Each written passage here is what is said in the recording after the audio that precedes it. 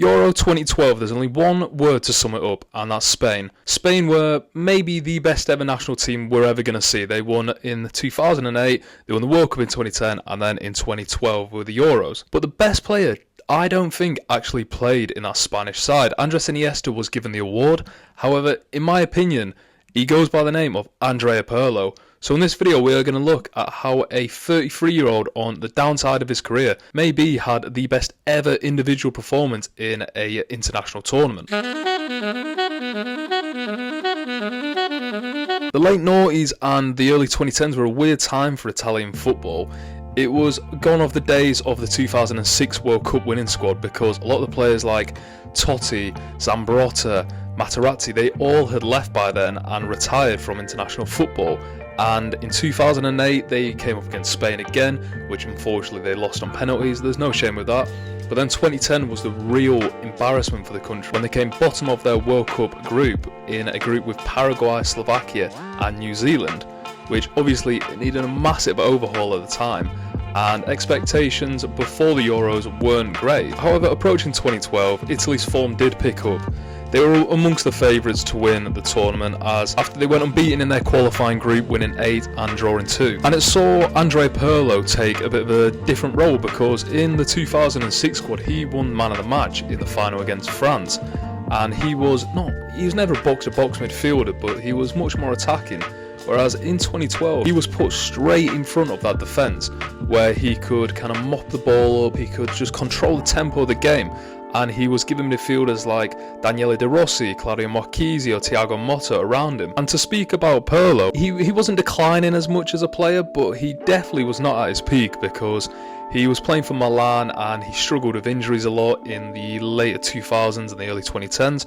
But before the Euros, he moved to Juventus with Antonio Conte, and that's where he found his form get back to near his best again, where he won the Serie A. But going into the tournament, Spain were the favourites again, and Italy were placed in a group with Spain, Ireland and Croatia. So with the first game of the group, Italy drew Spain actually, and Pirlo set up the first goal for Antonio Di Natale. He burst through the midfield and played a wonderful just weighted pass that Pirlo is just known for. Unfortunately, Cesc Fabregas equalised with a chance and the game finished 1-1. But I think this game was a good indicator of how Pirlo was going to play in that tournament because he was playing against midfielders like Xavi Hernandez, Xabi Alonso, Sergio Busquets, Andres Iniesta, David Silva, Cesc Fabregas, the best players in the world at the time, and he looked as good if not better than them. So then with that, Italy went then on to play Croatia in the second game, and Pirlo was named man of the match in that game.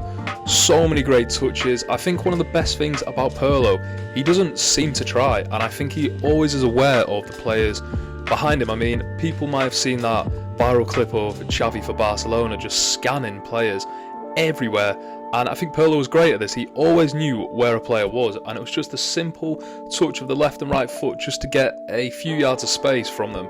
And he did that just fantastic. It was a showcase, wasn't it, really, in that Euro? And in the game against Croatia, he scored a fantastic free kick from the left wing, and the game finished 1-1. So Italy really needed to win their next game to secure the place through to the quarter-final. And like I say, in a must-win game, Italy played Ireland, and unfortunately Ireland were already knocked out, but we all know it's a huge banana skin, and luckily in this game Italy won 2-0. Andrea Pirlo set up the first goal for Antonio Cassano from a corner, so Pirlo went through the group stages with 2 assists and 1 goal and was clearly one of the better players in that tournament. But this is where it goes supersonic for Pirlo.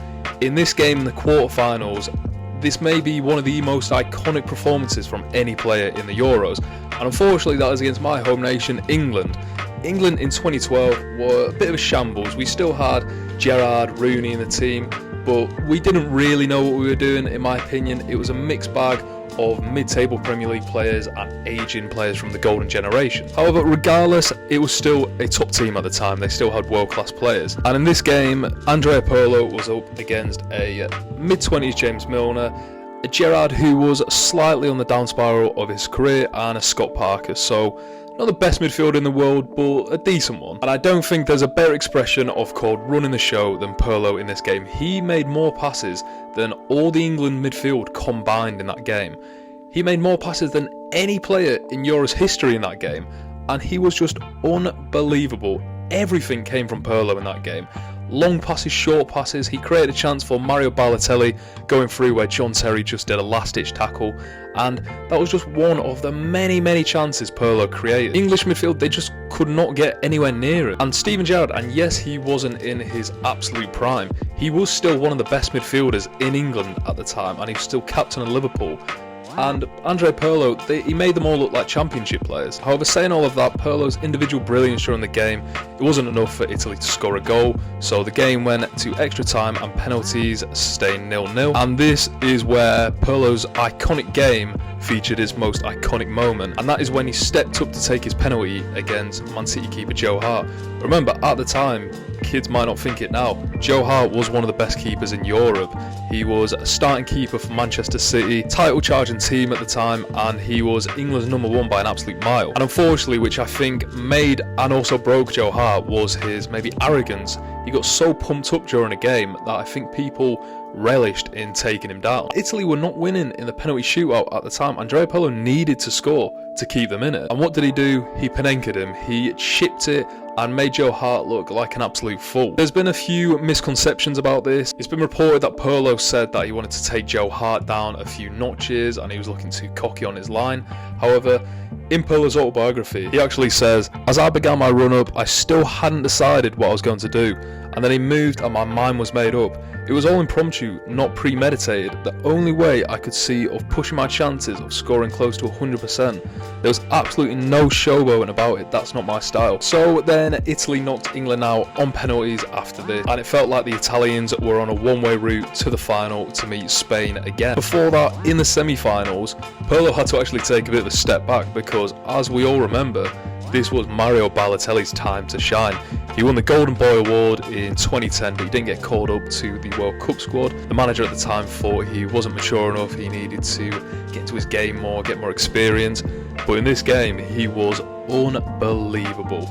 He scored that header, and then that second goal was just, it's incredible, wasn't it? He got the ball and he was outside the box. Most players would have just taken it, be more composed, but he just took it from about 25 yards out, took his shirt off, and then the iconic celebration was born. Pirlo was fantastic, but I don't think he would have minded giving Balotelli his 10 minutes of fame against the Germans. Unfortunately, his fairy tale run in the Euros came to an end when he came up against Spain, probably Spain's last great team, and they lost 4-0. They got absolutely taken apart by the Spanish. It was always going to happen. They had nowhere near the squad that the Spanish players had. However, if we want to be devil's advocate, if we want to look at stats, then Pirlo actually had the highest average rating in that game. However, due to Spain winning the tournament, like I said, Andres Iniesta was given the player of the tournament. But what a tournament, what a year that was for Andrea Pirlo. He got into, obviously, the team of the tournament for the Euros. He made it into the UEFA team of the year.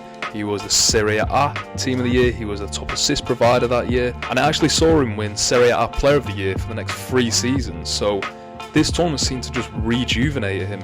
Was it partly due to his different role, more sitting instead of being in front of maybe a Gennaro Gattuso in previous years?